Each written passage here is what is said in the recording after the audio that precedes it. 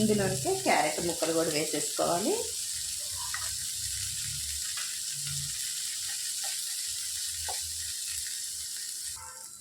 ఇందులోనికి ఒక చిన్న గ్లాసుడు వాటర్ పోసేసుకోవాలండి.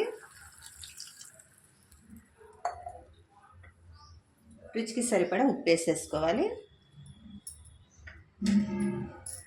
ఒకసారి మొత్తం కలిపేసుకొని మూత పెట్టి ఉడికించుకోవాలి. ఒక 10 నిమిషాలు ఉడకాలండి.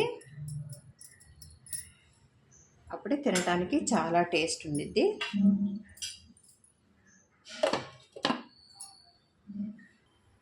ఉడికేలోపు ఒక స్పూనుడు శనగపిండి తీసుకొని ఉండలే లేకుండా కలుపుకొని పక్కన పెట్టేసుకోవాలి.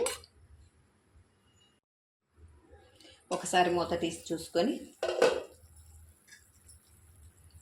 ఈ విధంగా ఉడికితే సరిపోతుందండి. ఉల్లిపాయ మరీ మెత్తబడిపోకూడదు.